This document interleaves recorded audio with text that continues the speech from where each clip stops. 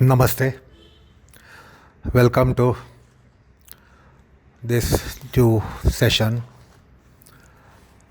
and we have commenced the Smriti Vrutti. Smriti as Chitta Vrutti. Now, at this stage, we should understand that we are dealing with Chitta Vrutti and not Mano Vrutti. Because usually Chitta Vrutti is translated as mental modulations.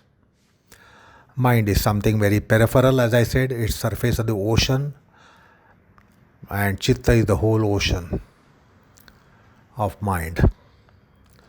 So, Anubhuta Vishaya Asampraboshaha Smriti is the definition of Patanjali.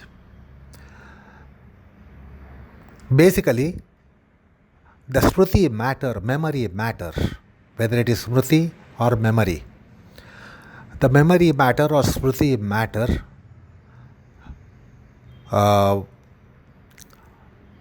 is in our experienced objects and experienced experiences. Anubhuta Vishaya. So the memory is always with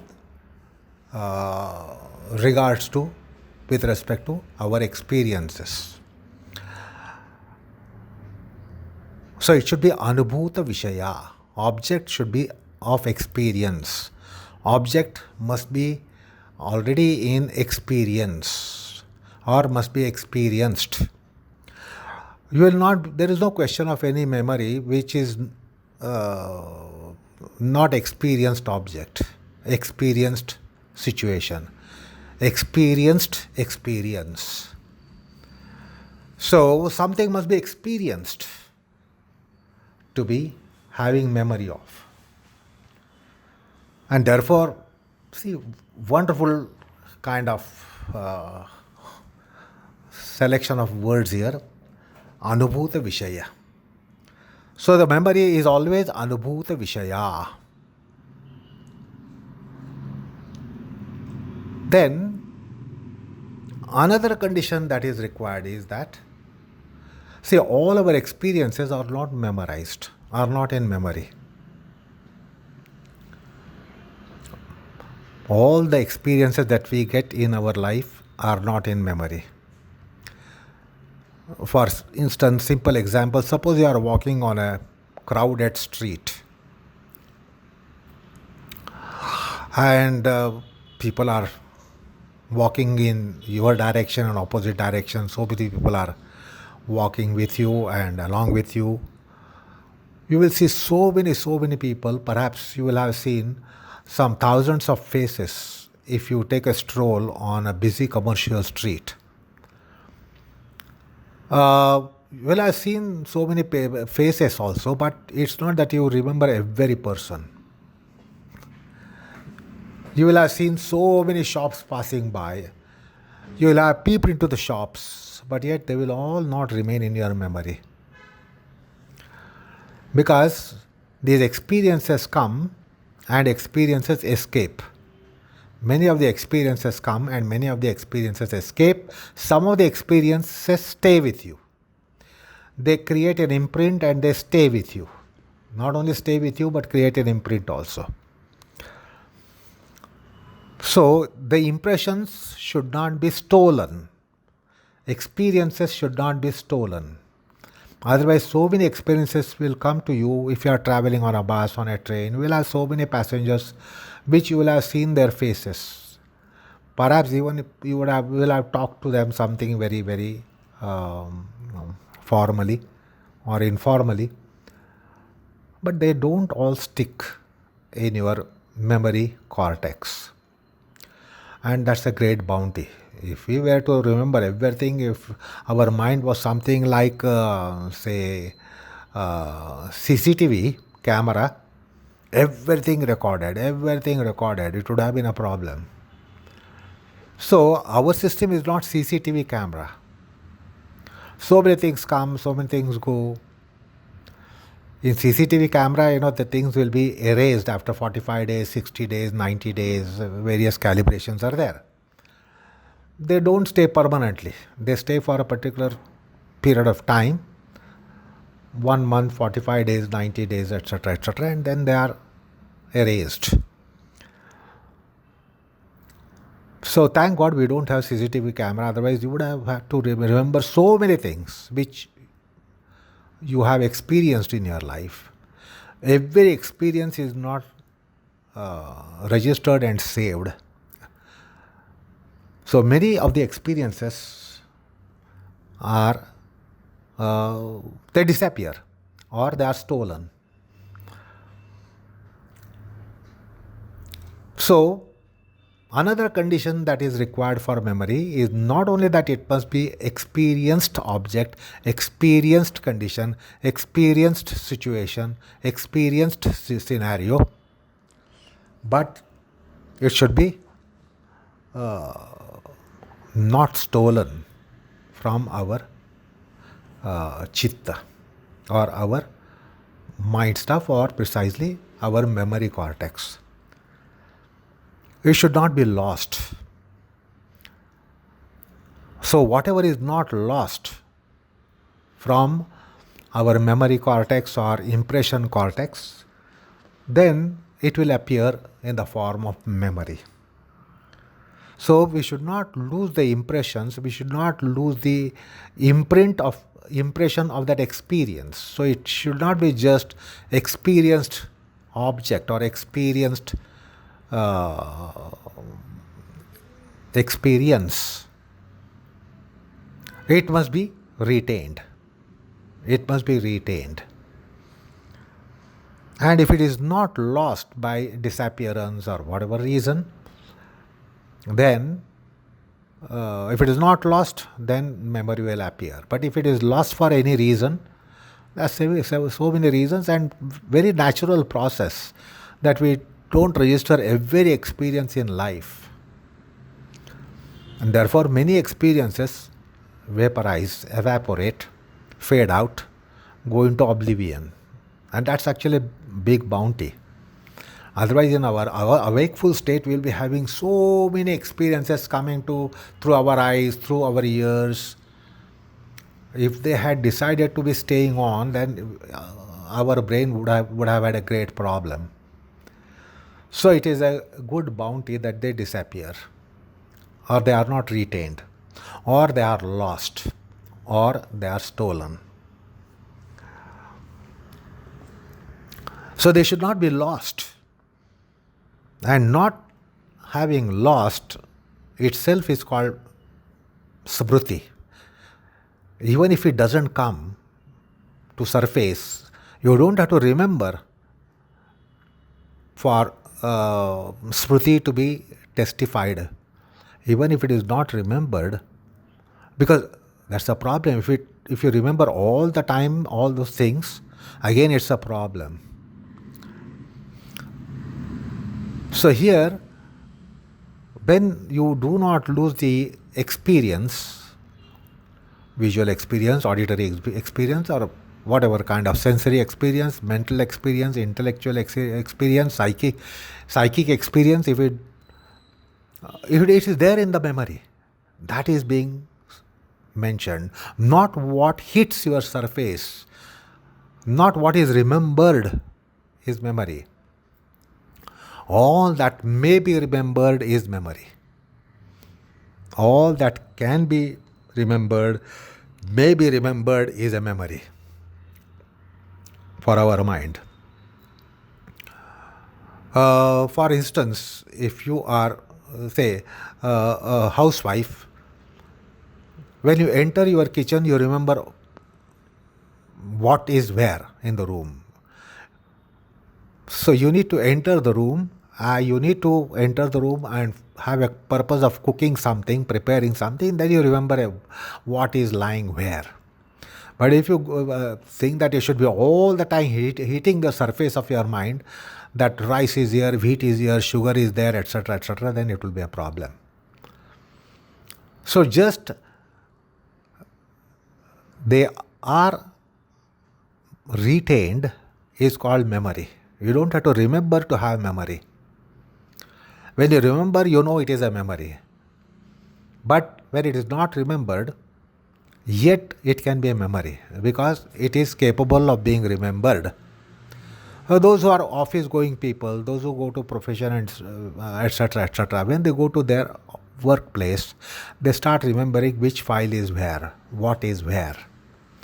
That doesn't mean every time they are in that memory that this file is here, this file is here, 24 into 7, they don't have that memory. But however, it is a memory when you will remember, when you can remember, when you should remember, when you will remember. So here memory means what you will remember is being mentioned, not what you are remembering. At this moment, so many memories are not hitting your surface of the mind, and that's a bounty. Otherwise, you would have had a problem. But yet they are in the memory. They are in the memory. They will be surfaced as and when they are needed, as and when there is a manifesting cause, and that is important. That memory should not be all the time on the surface, hitting our mind. We remember so many things, but if they are all the time hitting your surface mind, it would be a problem. Like you might be knowing some 10,000 people and 20,000 people. Now, if each of the person is all the time hitting your mind will be chaotic. So it doesn't hit the mind every time. You have it in your mind, stuff, and then it will surface now and then, here and there. Perhaps when you want it will appear, or there is a manifesting cause for it to appear, it will appear. So you will remember and then you will be remembering it. So understand this memory, how it works. It's not all the time in your mind. All the memories are not all the time occupying your mind, peripheral and surface mind. Then otherwise we would go mad really. So it's a wonderful mechanism that we have. So what we have on account of not being stolen, not being lost, experiences not being lost, they are called memory. Not what experience is recalled is memory.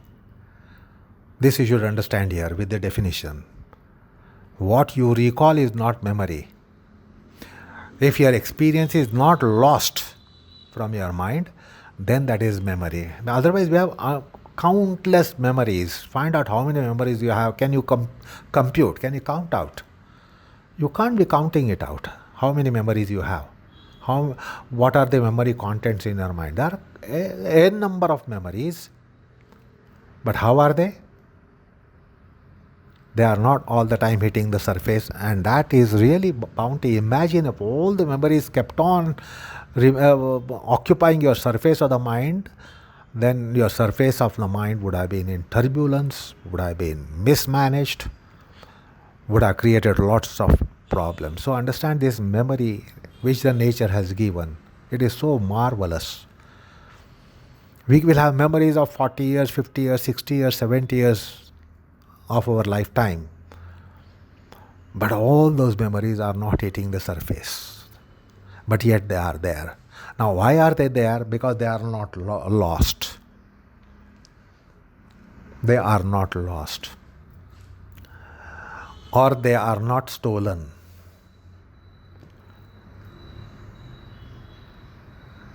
So, why will you lose the memory of something? Sometimes with lapse of time, long time has elapsed.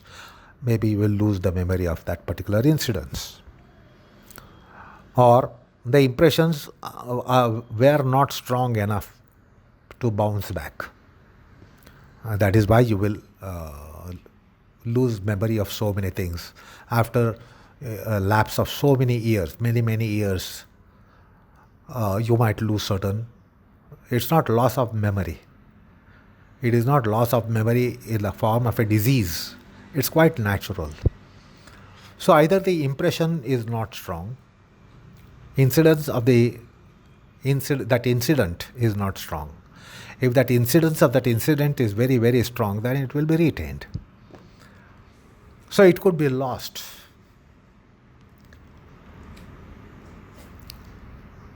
And or it could be stolen. And this arrangement is so important in Adhyatma. Otherwise, there are so many memories which we want to lose, but they don't go away. Is that right? There are so many memories which we do not really want them to be in our psyche. We want to get rid of them. We want to drive them away. It doesn't go. The more you try to drive, the more strongly they occupy your psyche. There are so many memories. Then what happens is that then how to lose it? Then they should be stolen. And in Adhyatma, this has come quite often, that they should be only stolen, otherwise you won't lose it. You won't lose it. Somebody should steal it. Who is that who steals it? So that is one of the names of divinity, citt-chor. Citt-chor. He is the robber of our mind. He will rob all those things which are antagonizing your spiritual process. He will take away. He will rob them. That's why the divinity is called robber. He can only rob your memories. Nobody can rob your memory. No robber can rob your memory. He can rob you of your all wealth. A robber can rob you of all your possessions, coveted possessions. But the robber cannot rob you of your memories. But that divinity is the one who is a robber. Steyna pattaye namo namaha. Wonderful passage from Rudrapras. Steyna pattaye. Steyna means a robber, thief. And he is the Lord of all thieves. Why? Because he can rob you of your sins. He can rob you of your memories, worldly memories, mundane memories, worldliness, mundanity. He can only rob those things. Otherwise, nobody can really rob you of your mundanity. A saint can rob your mundanity.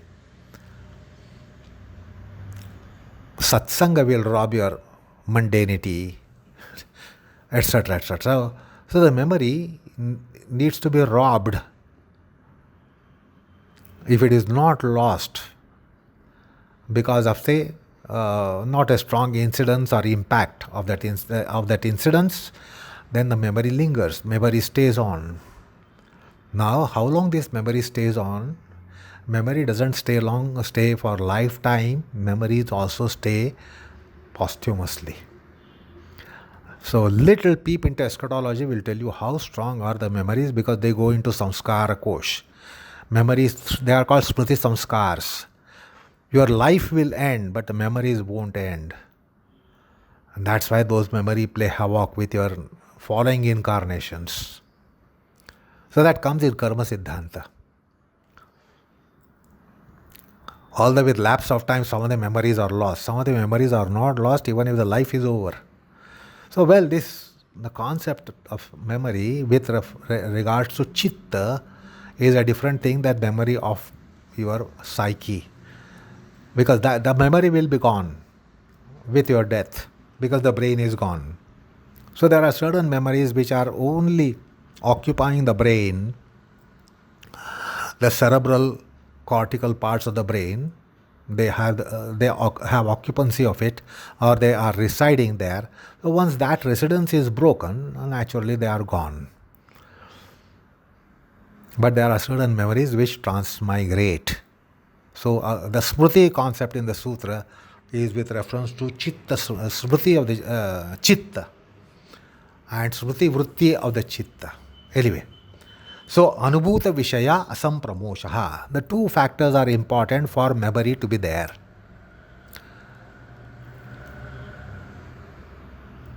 That it must be experienced object. It is always with reference to something that you have experienced in your life or in your lives. Having no experience at all, then there is no memory of it. Basically, something should be experienced. And the second condition is that asampramoshaha, not losing the uh, impressions of it. Then it appears. It can appear at random, it can appear sporadically, spasmodically, for our consideration, but there is a manifesting cause for Smriti, which we will be coming to it later. So anyway, that's the definition, very interesting definition. Anubhuta Vishaya Asampramosha Smriti. Now,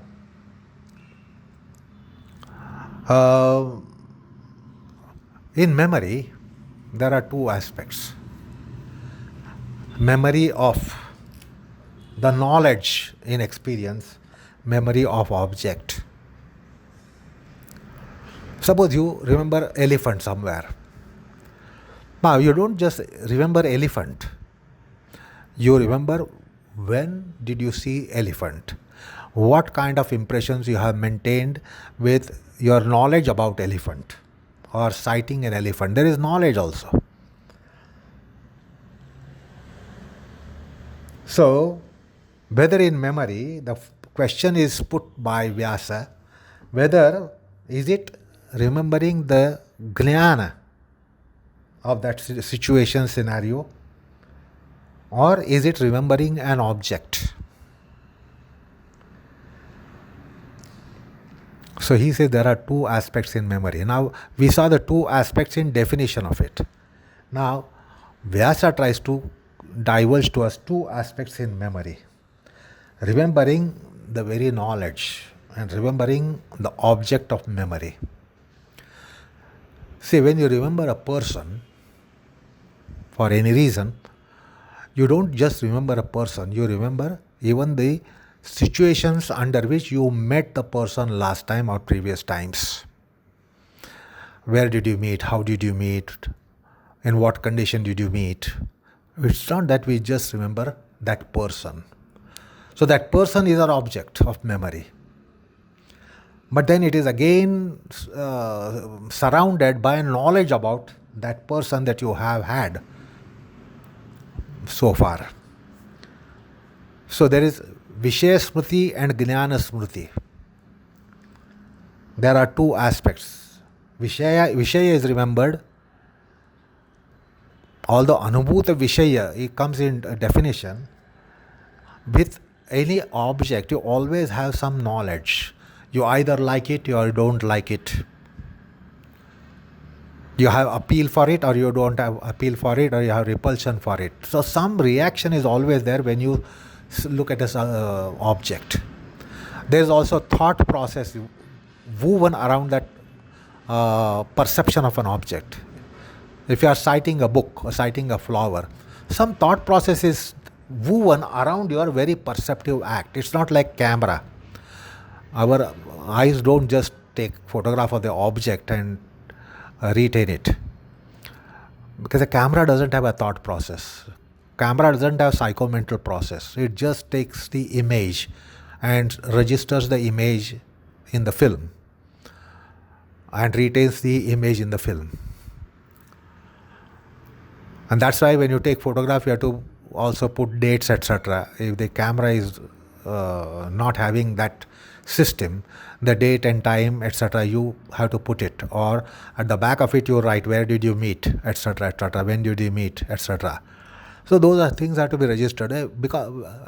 But in our case of citing a person, there is some knowledge process, thought process around it. We have some reaction having met a person. Now, this person is object of our memory, for example, as an illustration. So when we meet that person, there is some kind of first impression about the person. And then there is a thought process about the person. Is the person how far handsome, how far ugly, unsightful, how far appealing, how far not appealing, how far attractive, how far repulsive.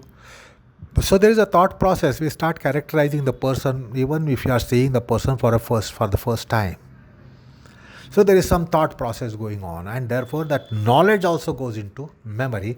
It's not like a camera that only image gets into the film. So there is jnana as well as object. So Vyasa puts a question as an aspect of inquiry. Kim pratyasya chittam smrati ahosvid vishesya iti. In memory, in smruti rather, in smruti or even in memory, is it that the chitta or the mind recalls the jnana or only object?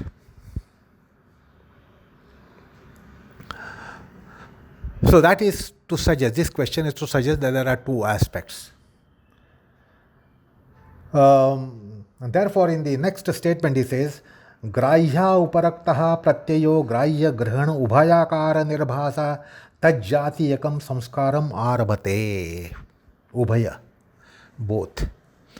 So, the impressions are created with reference to object of experience and the knowledge at the time of experiencing, by way of thought, by way of analysis, etc., by way of characterizing, etc. So, there is a, when you experience, what is experience? Camera doesn't experience a flower. Camera only registers a flower. So, our eyes are not cameras. So, both are generating some samskars. They radiate some samskars. And the chitta will be retaining both. The image of the object, the form of the object, and as well as whatever thought process has taken place at that time at the time of experiencing or sighting an object. So both are radiating something that is potential of impressions, and then that will be registered.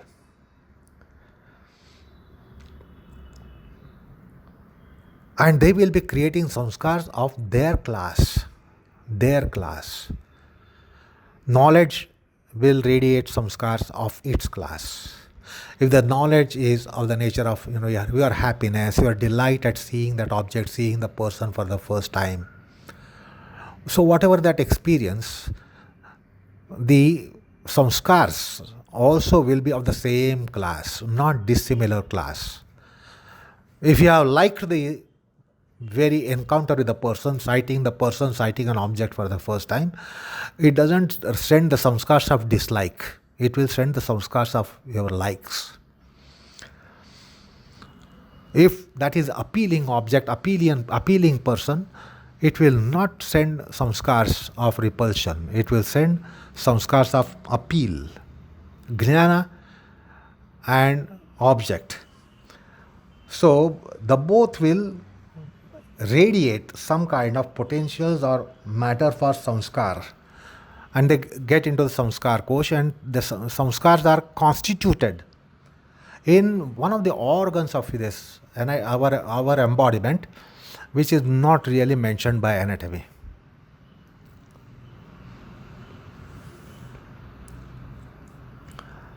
So the point is that experience always creates impressions, and these impressions go to impression cortex. Now, there is no mention of any impression cortex in the brain, although you will perhaps come across motor cortex and sensory cortex, etc. And then the memory will hit your mind when there is manifesting cause for it. Sa samskaraha svavyanjakanjanastadakarameva grahya grahana ubhayatmikam smrutim janayati. The memory will come of the nature of both, the grahya and grahana. The object which is grahya which is the object of knowledge and the knowledge both. Grahana is a reception of that person. Camera doesn't receive different things in different way. You have taken a snap of a very handsome person, and then next you have taken a snap of a very ugly person. Camera doesn't have reactions. Whether the object is unsightly or bewitching, you will get both the images in your film. Camera doesn't have any reactions. It doesn't add its reactions to the negative or in the film. The objects are only depicted in that film. That's not the case of human mind. Each person will have different thought process. Because somebody likes rose very much, somebody doesn't like rose so much, and somebody perhaps doesn't like the rose at all. Or a person who is beautiful for you may not be beautiful for another pair of eyes. But in your case, your impressions will be registered with your object of that experience. And when there is svavyanjakanjana karana, there is a self-manifesting cause. Whenever that cause will appear, the both will appear. Object as well as knowledge. Therefore, there are two aspects in Smriti. Now, what are these two aspects? Tatra grahanakara purva buddhihi grahyakara purva smritihi. Like memory, we look at it as memory, but there are two sides of memory. That means or memory is one of the sides of kind of memory. So this is difficult to understand in the language, spoken language or our worldly language. He says, grahyakara purva smritihi. So what is being referred to is smriti. But he says it is only one side of the coin. Smriti is only one side of the coin. It is not smriti on either sides of the coin. So one side of the coin is smriti, and it has another side of the coin, which is buddhi, which is grahanakara purva. The knowledge aspect. See, we don't just have memory, we have knowledge, which is around that object of experience. And we recollect both. We recall both. We remember not only the object, we also remember the knowledge. Suppose the last time you saw a real elephant is some 10 years back. Maybe in a forest or in a zoological garden. Then when you sight an elephant once again, you don't only remember that this is the elephant I had seen, you remember that you had seen in a zoological garden, or you had seen in a forest while you are traveling through the forest or in safari. So wherever you sighted your elephant, to recall that this is elephant, the jnana also comes. Because the Smriti is surrounded by jnana samskars or samskars of your experience. So there are two aspects which only yoga mentions. Otherwise it's not just memory of the object. So grahanakara buddhi grahyakara smriti. Only grahyakara aspect is called smriti. And the grahanakara is something like buddhi. So this is what Vyasa clarifies, which is so important. Otherwise we think memory is just memory. No. Memory is not just memory of an object. Memory of the time-space situation. We remember all those things. Now time-space situation is not body of elephant, to be remembering elephant. So wherever you had that surrounding aspects of time-space situation is also remembered. And that is retained by what? That is retained by buddhi. Because it is intellectual matter, or the mental matter, your likes and dislikes and appeal or lack of appeal or repulsion, etc., are all in your mind. Camera doesn't have appeal or repulsion. When a photograph is taken, camera doesn't have the mind to either have appeal or lack of appeal or repulsion or like or dislike. It just takes in. And then it registers in its film. That is not how the memory is of this natural consciousness. In natural consciousness, it is not like that. It registers the two aspects, and memory is just one aspect. Memory of object is one aspect, a memory of the thought process around it is another aspect, which is of buddhi. That's a quite interesting divergence which has taken place. Then he speaks about another two kinds of memories. Swapne bhavita smartavya, jagrata samayetu abhavita smartavya. So smartavya means remembered. So memory is of two kinds. In dreams, they are kalpita vishaya. Because in earlier example I said you see elephant in a road, in a street, and you say this is elephant, and you remember this is elephant because you have sighted elephant before, and that all that is in your memory.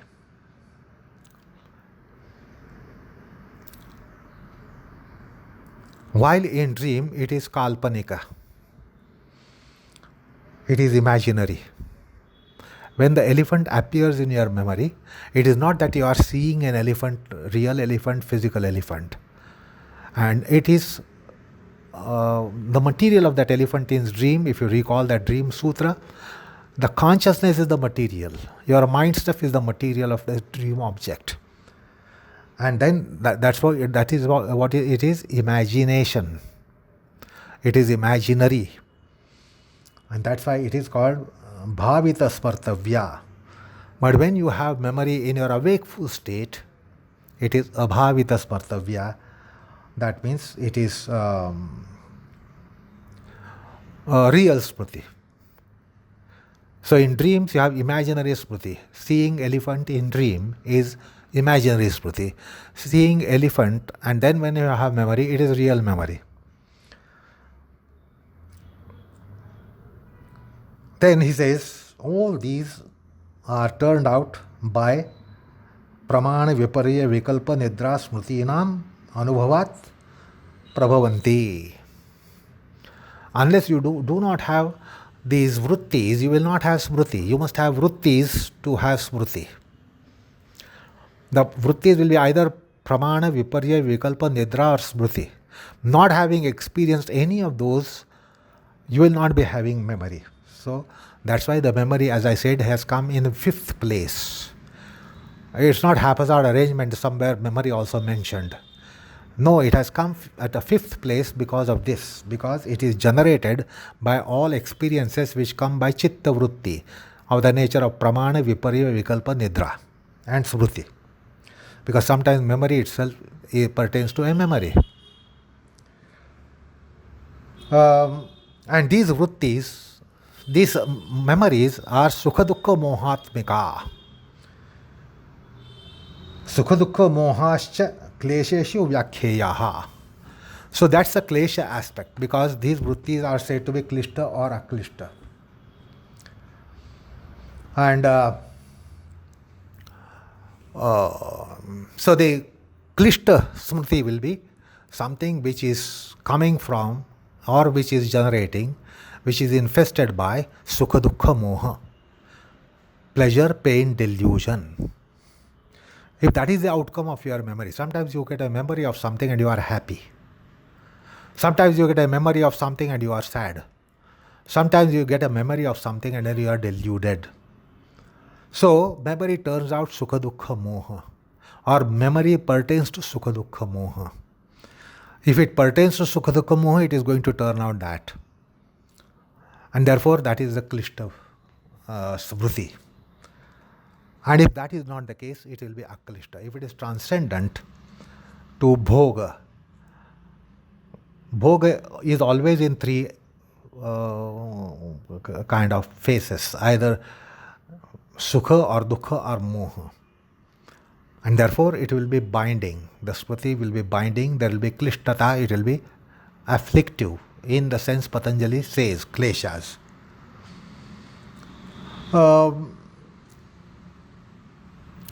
Now for us, the klishta vrittis are to be restrained at the very outset. If we are in yogic process, we must first be restraining the klishta smriti. And then aklishta smriti, which is something that we have to develop, embrace, nurture, harvest. And only when you are in the point of samadhi that will be restrained. So that's the klishtata of smritis. So we have taken account of Vyasa's comment on the Sutra of Smriti. Now, in the last session I told you about the functions of Smriti.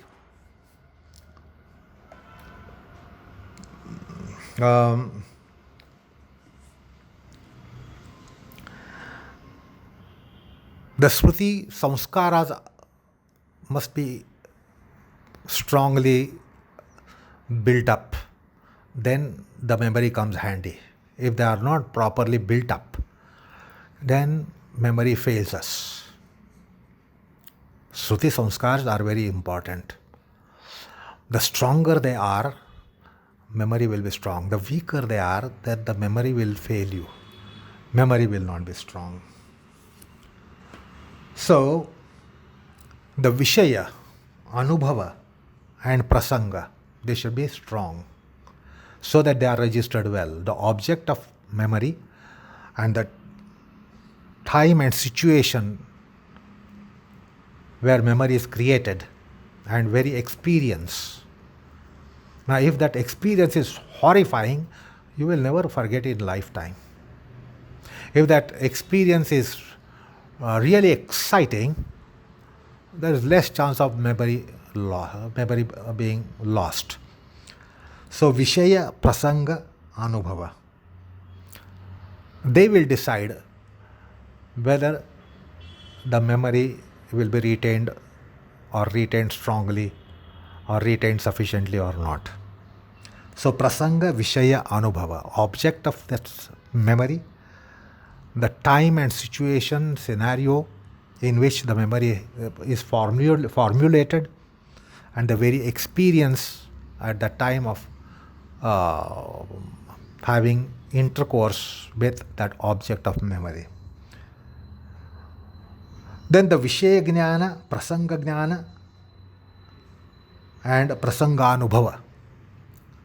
Now these should be sufficiently strong for the memory to be formulated, and the memory to be formulated what can be called as long-term memory. So that means the object should be important to us, the prasanga should be important to us, and the anubhava should be important to us. The object, the situation, time, space aspects, and very experience must be important for us. Then the memory is formulated well. It should be putting an impact. All these three things, Vishaya, Prasanga, Anubhava, should cast a strong impact on us. Then the memory is easily retained. The memory will be maintained. So in the last session I told you what the memory does. If you want, I can just recapitulate. When you don't have sorrow, you can have sorrow. When you don't have pleasure, you can have pleasure. When you have encounter with a sorrow, you can set it aside by memory of pleasure, pleasurable thing. When you have actual pleasure, you can set it aside by sorrowful memory. The sorrow will be taken as delight, and delight will be taken as sorrow because of memory. Then the memory gives you that knowledge, wisdom, intuition, pratibha. It is also jnana karaka. So it is pratibha karaka, jnana karaka, and buddhi karaka. It gives you knowledge, it improves your knowledge, it improves your buddhi as well. Caliber of your buddhi depends upon your memory backup. If the memory backup is very poor, you can see how intellectual evolvement is disfacilitated. Then Vyavaharopayogi, the Smriti eases out your business activity of life. Then it also gives you Pratyabhignya, it gives you recognition. It is also Ajnana Nivaraka, it also removes your ignorance. And it also gives meaningfulness to your experience. Otherwise, we have so many experiences in our life, but then they are of no avail if we do not have memory, proper memory about them. Because so many experiences come and go. What is the point in having lots of experience? The lots of experiences must be registered properly. So then those experiences become meaningful. And it also gives you alerticity, satarkata and jagrukata. This is important in life. At least as an emergency means, we must be advertent, we must be alert. If not all the time we are advertent and alert, at some point in time we must be alert and advertent. This is given by memory. This is the role of memory. So that is what we saw last time and concluded the session. And in this session we saw the Vyasa's commentary on the Smriti Vrutti. So to recapitulate what we saw today is that when we remember not only the object but the jnana. The remembrance of knowledge, experience as well as the object, both are there in our memories. When the memory is there, there are two sides of it, or rather memory is on one side of that. So Vishaya Jnana and the Jnana, both are there in that memory. And the memory needs manifesting cause. Without that manifesting cause, the memory will not trigger. What is this? When you go to office, suppose you are working in an office, your workplace, place of working, profession, etc. When you go to your office, so many memories surface. You know which file is lying where, what is where. Now, you need to enter your office room, your cabin, then you will remember. Or a housewife needs to enter the kitchen and then the memories will surface. So there is need of that manifesting cause. Get into the kitchen, you will remember. Get into your office, you will remember. Get to your work, you will remember. Thank God we do not keep that remembering all the time. Then understand the chaos in our mind. So you meet a person, the memory surfaces with regards to that person. You see an object and then the memory surfaces with regards to that object. Although it is all the time in you, it doesn't surface all the time. Having memory is one thing and surfacing the memory is another thing. Many times we have memory, it doesn't surface. And then we scratch our heads. So, memory depends upon manifesting cause. Because you have memory, it doesn't mean that it's all the time on the surface of your mind. All your office memories, house memories, personal memories, they are not all the time on surface. They need a manifesting cause. And when a manifesting cause appears, then you get the memory solid state if it is strong. Then if it is not solid state, that means you have a problem. Impressions are not stronger, or something is wrong with your mind, or something wrong with your mind occupancy, and therefore you don't remember. And there are some other factors which are obstructing. They are putting a curtain between manifesting cause and your memory, and therefore the memory doesn't come when you want it. having gone to office, you don't remember which file is where, which usually you remembered. Now, if you are not remembering on one day, there is a problem in your mind. So, the manifesting cause is so important. This is what you have to understand. Now, think over this. If there was no need of manifesting cause and the memory would be all the time bubbling on your mind, surface of the mind, how miserable would be our mental condition. So it is good that memory depends upon manifesting cause. So whenever the cause manifests, the memory surfaces. So understand this one more aspect which the science of yoga, psychology of yoga is divulging, that memory needs manifesting cause. So try to recapitulate the points that were given in today's lesson about memory, so that we can be proceeding on memory in our next session. Namaskar, all of you.